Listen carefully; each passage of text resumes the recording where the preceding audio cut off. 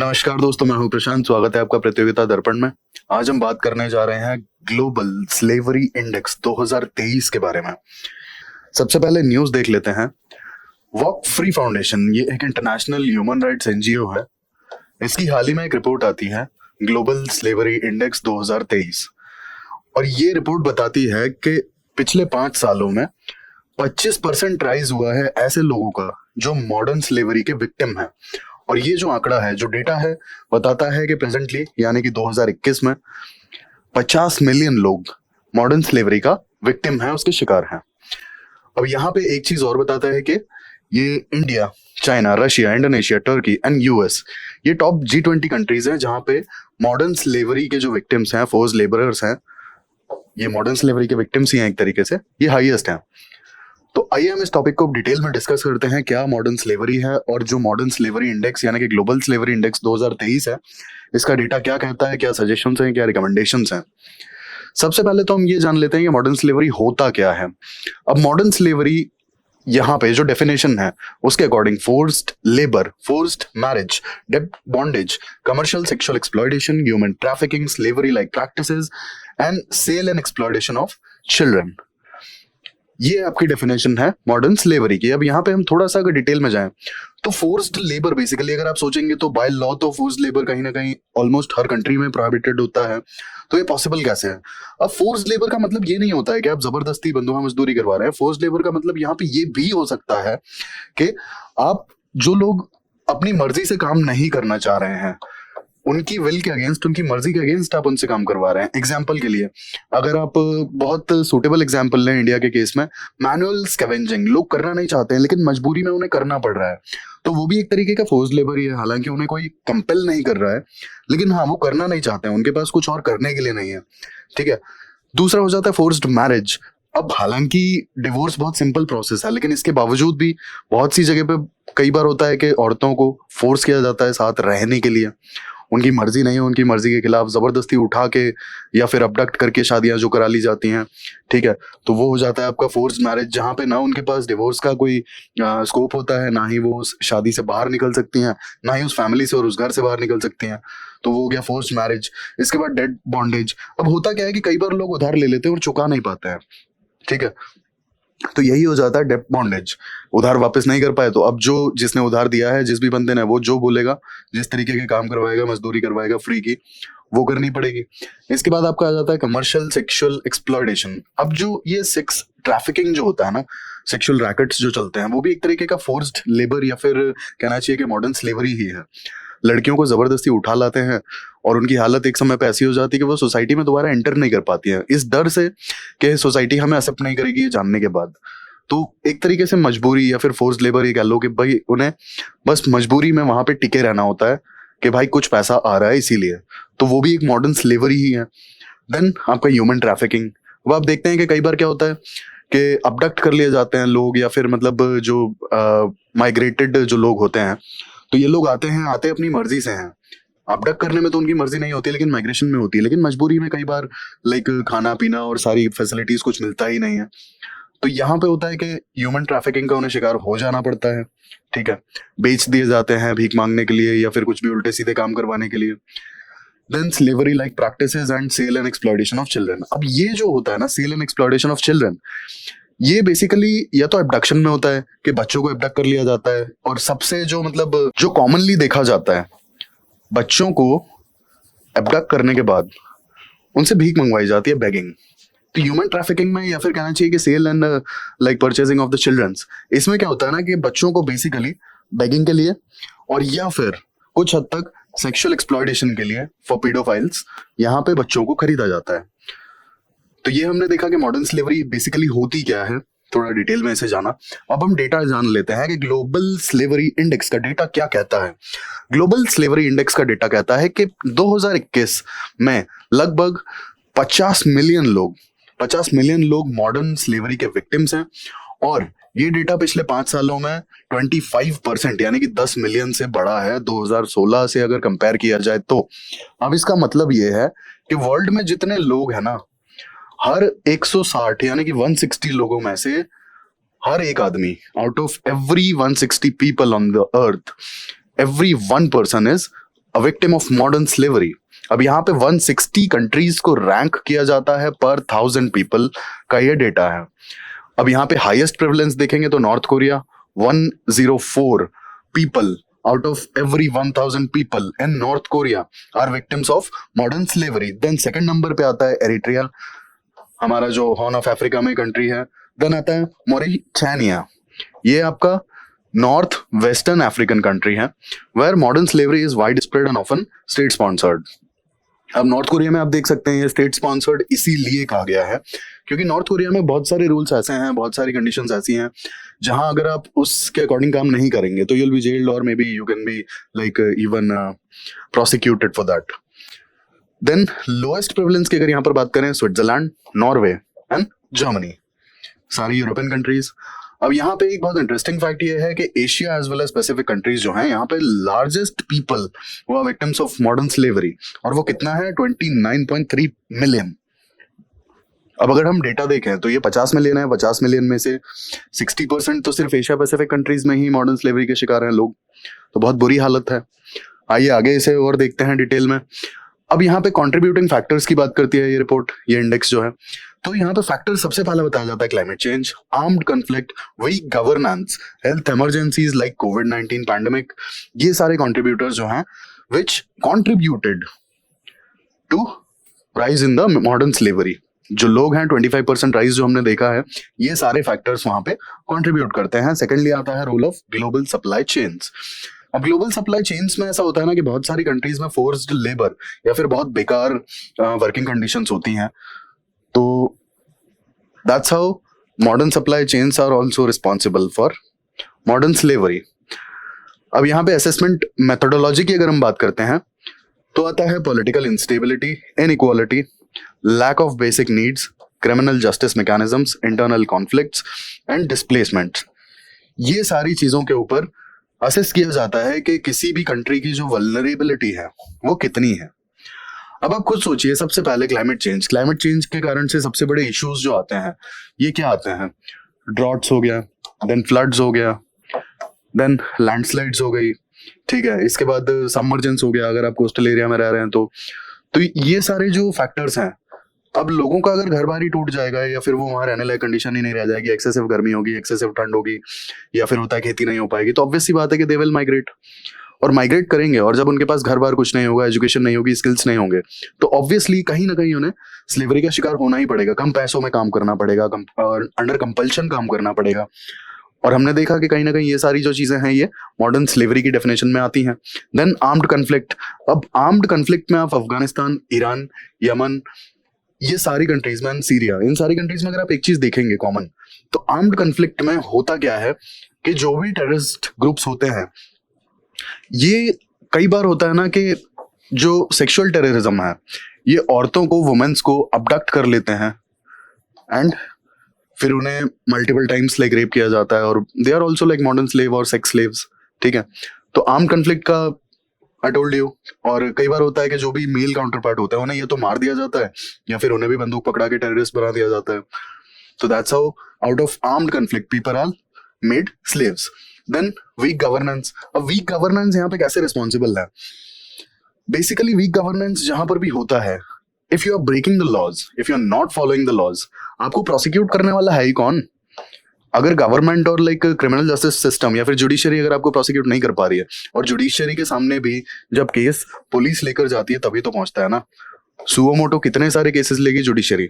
तो जब week governance होगा, लॉ एंड ऑर्डर सिस्टम ढीला होगा, पुलिस और एडमिनिस्ट्रेशन अगर नहीं काम ठीक से कर पाएगी, तो ऑब्वियस सी बात है कि जो लॉज हैं वो फॉलो हो ही नहीं पाएंगे, और लॉज फॉलो नहीं हो पाएंगे तो डेस्पोटिज्म आना ही आना है, डिक्टेटरशिप आना ही आना है। और ये बहुत छोटे लेवल पे हो सकता है, जरूरी नहीं है कि एब्सोल्यूट या नेशनल लेवल पे हो ये। अब जो भी होता है ना कि छोटे मोटे पावरफुल लोग हैं, वो हो सकता है अपने मॉडर्न स्लेवरी को प्रमोट करें भाई, कम पैसों में, या फिर होता है ना मिनिमल वेजेस में अपनी फैक्ट्रीज में, अपने फार्म्स पे काम करवाएं, तो वो भी तो एक मॉडर्न स्लेवरी है ना। Then health emergencies. अब हेल्थ इमरजेंसीज में होता क्या है, जैसे कोविड-19 में हमने देखा था कि लोगों की सबसे पहले तो जॉब चली जाती है, जॉब चली जाने के बाद में उनकी जो सेविंग्स वगैरह भी थी, अगर बीमार पड़ गए, सपोज कोविड से सफर कर रहे हैं, तो काफी ज्यादा पैसा लग गया ट्रीटमेंट में, और इतनी इनकम्स नहीं थी, सेविंग बहुत कम थी, बैकअप बहुत ज्यादा नहीं था, इकोनॉमिकली या फिर फाइनेंशियली बहुत ज्यादा स्ट्रांग नहीं थे, तो उस केस में फिर आउट ऑफ कंपल्शन उन्हें काम करना पड़ेगा।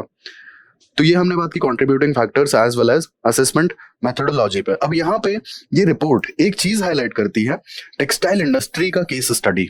अब टेक्सटाइल इंडस्ट्री का केस स्टडी बेसिकली है क्या, यहाँ पे काफी सारे वुमेन्स को लाइक आउट ऑफ कंपल्शन काम करवाया जाता है, वेजेस जो है काफी लो प्रोवाइड की जाती हैं, इसके बाद में जो वर्क कंडीशन है वो बहुत ही ज्यादा बेकार होती है, ठीक है, मतलब बहुत नो प्रॉपर मशीनरी और कोई सोशल सिक्योरिटी या फिर कहना चाहिए कि कोई भी बेनिफिट जो होते हैं इंडस्ट्रीज जो प्रोवाइड करती है वो बेनिफिट्स भी नहीं प्रोवाइड किए जाते हैं।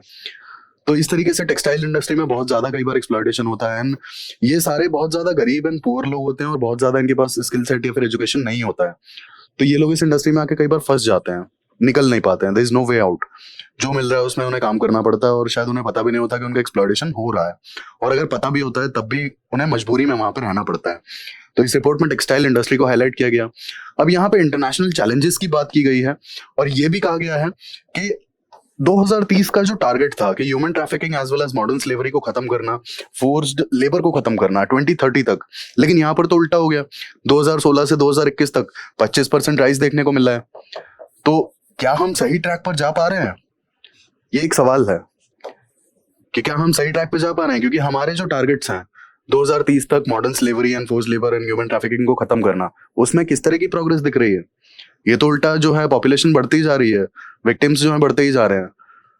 Like if you compare in last 5 years 25% rise in the victims of modern slavery, तो ऑब्वियस सी बात है कि we are not progressing in the right direction for our targets of 2030। अब यहाँ पे रिकमेंडेशन क्या दिए जाते हैं रिपोर्ट के द्वारा, रिपोर्ट रिकमेंड करती है कि there should be strong measures and legislations to prevent governments and business from sourcing goods services linked to the modern slavery. अब यहाँ पे बेसिकली आई टोल्ड यू कि ये जो गुड्स हैं, सप्लाई चेन्स कई बार ऐसी होती हैं, ऐसी कंट्रीज से आती हैं जो रॉ मटेरियल्स है या फिर जो लाइक फिनिश गुड्स हैं, वो कई बार ऐसी कंट्रीज से आते हैं, ऐसे नेशन से आते हैं जहाँ पे मॉडर्न स्लेवरी का प्रेवलेंस बहुत ही हाई है, जहाँ पे फोर्स्ड लेबर का मतलब प्रेवलेंस बहुत ज्यादा है, ठीक है। तो ये रिपोर्ट कहती है कि strong measures as well as legislations should be in place जिससे ऐसी सप्लाई चेन्स को टैकल किया जा सके। Then secondly, embedding anti-slavery measures in climate change sustainability plans, education to children, tightening regulations around child marriages, ensuring transparency in the value chains। अब ये सारे recommendations हमने देखे रिपोर्ट के। अब यहाँ पे इंडिया का हम अगर स्टैंस देखें, इंडिया मॉडर्न स्लेवरी को टैकल करने के लिए क्या करता है, मतलब क्या किया है अभी तक बेसिकली, तो bonded labour abolition act of 1976, then central scheme for rehabilitation of bonded labour. ये दो लेजिस्लेटिव फ्रेमवर्क के पार्ट हैं जहां से हम बॉन्डेड लेबर को प्रोहिबिट करते हैं, एबॉलिश करते हैं, एज वेल एज जो बॉन्डेड लेबर्स थी उनके रिहैब की बात की जाती है। सेकेंडली, सुप्रीम कोर्ट ने ये रिकॉग्नाइज किया है कि आर्टिकल 23 के अंडर अगर मिनिमम वेजेस पे नहीं की जाती हैं तो वो भी एक फोर्स्ड लेबर ही होगा। बेसिकली अगर आप किसी बंदे को जो भी मिनिमम वेजेस गवर्नमेंट्स ने डिसाइड की हुई है उससे कम पेमेंट देते हो, उससे कम सैलरी या कम वेजेस या कम पेमेंट अगर आप दे रहे हैं, तो वो भी एक तरीके का फोर्स्ड लेबर ही है, even if you are paying the person. अब हम चैलेंजेस की यहाँ पर बात करेंगे। चैलेंजेस में सबसे बड़ा प्रॉब्लम क्या आता है, लॉज एंड रेगुलेशंस होते भी हैं लेकिन इसके बावजूद भी जो वीक गवर्नेंस है। अब जुडिशरी के सामने केस जाएगा कैसे जाएगा, अगर पुलिस और एडमिनिस्ट्रेशन एक्टिव नहीं होंगे तो जुडिशरी के सामने केस कौन लेकर जाएगा, और अगर स्ट्रॉन्ग गवर्नेंस नहीं होगा तो ऑब्वियस सी बात है कि लॉज वुड बी देयर, लेकिन उनका इम्प्लीमेंटेशन और एनफोर्समेंट ये मेन सवाल है और ये कभी होगा नहीं प्रॉपरली। तो challenges remain in the implementation of the acts, corruption, legal loopholes, lack of politics that hinders the effective eradication of the modern slavery in the country। अब यहाँ पे एक तो इम्प्लीमेंटेशन ढंग से नहीं हो रहा, दूसरा करप्शन। अब वीक गवर्नेंस के साथ साथ में अगर सिस्टम करप्ट है, आपने किसी भी एग्जाम्पल के लिए पुलिस का काम है FIR रजिस्टर करना और केस को जुडिशरी के सामने या फिर कोर्ट लेकर जाना, अगर पुलिस करप्ट है तो जुडिशरी के सामने आपकी प्रॉब्लम रखेगा कौन। और यहाँ तो बहुत से लोगों को तो अपने खुद के मतलब राइट्स और वो भी नहीं पता होते हैं कि वो डायरेक्टली जा सकते हैं कोर्ट या नहीं जा सकते हैं, अप्रोच कर सकते हैं। बहुत से केसेस ऐसे हैं जहाँ पे आप अप्रोच कर पाते हो, बहुत से केसेस ऐसे हैं जहाँ आप अप्रोच नहीं कर सकते डायरेक्टली। तो अगर पुलिस ही करप्ट है और सिस्टम ही करप्ट है तो फिर किसी के साथ भी एक्सप्लॉयटेशन होता रहे, जुडिशरी के पास मामला पहुंचेगा भी नहीं, ठीक है। तो करप्शन का ये आपने देखा। इसके बाद लूप होल्स। अब बहुत सारे लूप होल्स ऐसे होते हैं ना जहां पे आप चाहते हो भी कुछ नहीं कर सकते, क्योंकि ये लूपहोल्स के वजह से ही, ये लूपहोल्स की वजह से ही आपको दिख भी रहा होगा अगर कि एक्सप्लॉइटेशन हो रहा है, तब भी आप रोक नहीं सकते। एग्जाम्पल के लिए मैं आपको बताऊं, जैसे अगर सपोज छोटा सा एग्जाम्पल है ना, जस्ट फॉर इलस्ट्रेशन, अगर किसी भी ऑफिस में 8 घंटे की शिफ्ट है, ठीक है, तो कई बार रूल्स में ये लिखा होता है कि आप 8 घंटे से ज्यादा की शिफ्ट नहीं एक बार में ले सकते, या फिर ऐसा कुछ है ना। अब यहाँ पे क्या होता है कि कंपनी आपसे 9 घंटे की शिफ्ट करवाती है। अब कैसे करवा पाती हैं आपको पता है? आप चाहते हो भी इस चीज को क्लेम नहीं कर पाओगे कि हमें ओवर टाइम मिलना चाहिए, और रूल्स एंड रेगुलेशंस कहते हैं या लॉज कहते हैं कि 8 घंटे की शिफ्ट ही लाइक लीगल है। यहाँ पे कंपनीज लंच ब्रेक को दिखाती ही नहीं है, ठीक है। अब ये जो लंच ब्रेक का फंडा है, ये लूपहोल हो गया। अब अगर ये क्लियरली डिफाइंड नहीं है कि इंक्लूडिंग लंच ब्रेक या एक्सक्लूडिंग लंच ब्रेक आपका 8 घंटे का शिफ्ट होना चाहिए, तो अब यहाँ पे छोटी सी एम्बिग्युइटी है, इसका फायदा उठा लेती है कंपनीज, ठीक है। तो ये हमने बात की लूपहोल पे। इसके बाद पॉलिटिक्स। अब हर जगह अगर पॉलिटिक्स घुस जाएगी तो प्रॉब्लम तो होगी। अब ये रिपोर्ट जो हाईलाइट करती है, ये हाईलाइट करती है ओडिशा और वेस्ट बंगाल का एग्जाम्पल। अब यहाँ की जो फिशरमैन कम्युनिटी है, जो इंडिजिनस कम्युनिटी है, जो farming as well as fishing में इन्वॉल्व थी, ये एक्चुअल में डेप्थ बॉन्डेज, ह्यूमन ट्रैफिकिंग और मास डिस्प्लेसमेंट की विक्टिम है। अब क्यों है? हम आए दिन देखते हैं कि ओडिशा और वेस्ट बंगाल में कहीं साइक्लोन्स का इशू आता है, ठीक है, कहीं फ्लडिंग का इशू आता है। तो अब होता क्या है ऐसे में कि कई बार जो क्रॉप होती है ना, क्रॉप तबाह हो जाती है। और क्योंकि हम ये चीज जानते हैं कि इंडिया में marginal as well as small farmers बहुत ज्यादा हैं, लाइक ग्रेटर देन 70% मार्जिनल और स्मॉल फार्मर्स जो संख्या है इनकी, the total number of out of total number of farmers, like around 70% are marginal and small farmers. तो ऑब्वियसली बात है कि इनके पास उतना पैसा और उतना बैकअप होता नहीं है, और ये जो 1 या 2 सीजन के क्रॉप लॉसेस होते हैं ना, ये लोगों से बेयर नहीं कर सकते। तो this is the reason, debt bondage. अब सपोज किसी से भी पैसा उधार लिया इन्होंने अपार्ट फ्रॉम बैंक्स, है ना, और वहां पे अगर इनकी क्रॉप फेल हो गई ड्यू टू साइक्लोन और फ्लडिंग और व्हाटएवर रीजन, तो ऑब्वियसली बात है कि पैसा लौटा नहीं पाएंगे, तो डेट बॉन्डेज का हिसाब किताब होगा ही होगा। पैसा लौटाने के लिए अब उन्हें हो सकता है बंधुआ मजदूरी करनी पड़ जाए। देन सेकंडली आता है ह्यूमन ट्रैफिकिंग। अब कई बार क्या होता है कि इतने ज्यादा these people are very poor, ठीक है, जैसा हमने देखा कि मार्जिनल और स्मॉल फार्मर्स होते हैं, और कई बार होता है क्रॉप लॉसेस के कारण से इन्हें बहुत ज्यादा लॉसेस लग जाते हैं, और ये काम धंधा ढूंढने के लिए कई बार बड़े सिटीज में माइग्रेट कर जाते हैं। और वहां पे क्या होता है कि बहुत इजीली, क्योंकि काफी पुअर और काफी लाइक गलेबल लोग होते हैं, तो बहुत इजीली इनके बच्चों को, या फिर होता है ना कि लाइक जो भी लोग हैं उन्हें अबडक्ट कर लिया जाता है, और वहीं से शुरुआत होती है ह्यूमन ट्रैफिकिंग की। जब तक चीजें पता पड़ेंगी तब तक तो होता है कि बहुत कुछ बिगड़ चुका होता है। देन लास्टली मास डिस्प्लेसमेंट। अब ऑब्वियसली बात है कि जब सब कुछ तबाह हो गया, सपोज साइक्लोन आया, जो भी छोटा मोटा घर था वो भी टूट गया, इसके बाद क्रॉप भी तबाह हो गई, इसके बाद अगर कोई छोटा मोटा बिजनेस है फिशिंग का या कुछ, तो वो भी अगर वहां पे लॉसेस लग गए, तो क्या करेंगे? पूरी की पूरी फैमिली या पूरे के पूरे होता है ना कि जो क्लस्टर्स हैं वो उठ के वहां से निकल ही आएंगे ना। करेंगे क्या वो? क्योंकि उनके पास आगे कंटिन्यू करने के लिए resources as well as finances भी तो अवेलेबल नहीं होते हैं। तो दैट्स हाउ मास डिस्प्लेसमेंट। ये सारे इश्यूज हमने एग्जाम्पल में देखे। अब यहाँ पे जरूरत क्या है, कैसे आगे प्रोसीड करना है, तो ये सबसे पहले आता है कि मल्टीप्रोंट अप्रोच, और वो है कि लॉज को सबसे पहले ढंग से इनैक्ट किया जाए और इम्प्लीमेंट किया जाए, और जितने भी मॉडर्न स्लेवरी के फॉर्म्स हैं उन्हें क्रिमिनलाइज कर दिया जाए, और विक्टिम्स के जो राइट्स हैं उन्हें प्रोटेक्ट किया जाए, है ना। एक साथ में आप मॉडर्न स्लेवरी को भी क्रिमिनलाइज करोगे, आप विक्टिम्स के राइट्स को भी प्रोटेक्ट करोगे, और जो इस चीज के लिए रिस्पॉन्सिबल हैं आप उनके खिलाफ लॉज भी लेकर आओगे। देन बिजनेसेस को ये चीज इंश्योर करनी होगी कि उनके operations as well as supply chains, these are free of the force labour and human trafficking. अब सप्लाई चेन्स में कई बार क्या होता है ना कि कुछ बिजनेस ऐसे होते हैं जहां पे फोर्स लेबर की वजह से काम हो पाता है, और ये चीज जो एंड प्रोडक्ट या फिर जो फाइनल प्रोडक्ट कंपनी बना रही है उसे पता भी होता है, लेकिन उसके बावजूद भी बिजनेस हाउसेस को पता है कि अगर ये चीज हमने यहाँ पे ऑब्जेक्शन उठाया तो हमारा जो इनपुट है या फिर जो रॉ मटेरियल है या फिर जो भी चीजें हमें चाहिए अपने प्रोडक्शन के लिए वो आनी बंद हो जाएगी, ठीक है। तो ऐसे केस में बिजनेस हाउसेस को ये चीज इंश्योर करनी चाहिए कि फोर्स लेबर वाला जो भी हमारा रॉ मटेरियल या इनपुट है वो हम नहीं लेंगे, कुछ भी हो जाए, ठीक है। Then civil society needs to raise awareness, advocate for change and provide support to survivors. Individuals need to educate themselves about the issue, demand transparency from the companies to buy or invest, and report any suspected case of modern slavery if they encounter. अब obvious सी बात है कि अगर awareness फैलाई जाती है individuals के बीच में, और अगर जो काम करने वाले लोग हैं वो खुद अवेयर हैं और उन्हें ऐसा लगता है कि किसी भी बिजनेस हाउस में मॉडर्न स्लेवरी इज प्रेवेलेंट, तो उन्हें रिपोर्ट करना चाहिए वहां पे। रिपोर्ट के साथ साथ उन्हें वहां से किसी भी तरह का इन्वेस्टमेंट और किसी भी तरह का वहां पे लाइक इन्वॉल्वमेंट उनका नहीं होना चाहिए। And lastly there should be a survey regarding bonded labour.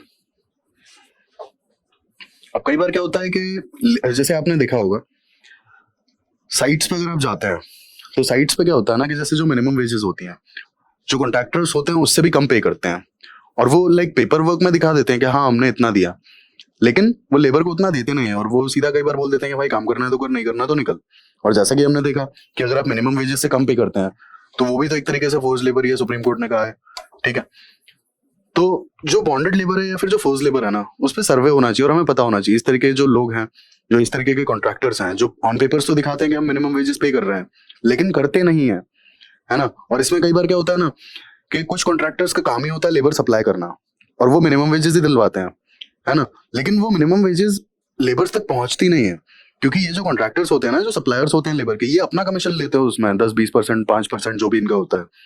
तो आप देख सकते हो यहाँ के अगर सपोज 500 रुपए दिहाड़ी है, 500 में 20-30 रुपए भी अगर ये लोग ले लेंगे तो एक लेबर के पास बचेगा ही क्या? 400-450 रुपए उसको ले दे के मिलेगा। 50 रुपए अगर उसके कॉन्ट्रैक्टर ने इस बात के लिए लिए, या 40 रुपए के भाई मैंने तेरे को आज का काम दिया, तो ये है तो फोर्स लेबर, लेकिन अगले को तो नहीं बताना, उस लेबर को तो नहीं बताना कि this is called force labour. तो एक सर्वे होना चाहिए, लोगों में अवेयरनेस होनी चाहिए। बॉन्डेड लेबर पे जब सर्वे होगा, पीपल आर अवेयर, तो एटलीस्ट ऐसी चीजें रिपोर्ट होंगी, हाईलाइट होंगी, सिस्टम उस पर काम करेगा। That's how we can make our things pretty good. तो ये हमने बात की मॉडर्न स्लेवरी पे, उसके इश्यूज के बारे में जाना, ये देखा कि कहाँ कहाँ पे प्रेवेलेंट है, ये देखा कि क्यों मॉडर्न स्लेवरी, क्या रीजंस क्या हैं उसके पीछे, और वे फॉरवर्ड पे हमने बात की। ऐसे ही इन्फॉर्मेटिव वीडियोस के लिए हमारे साथ जुड़े रहिए। Thank you, thanks for watching.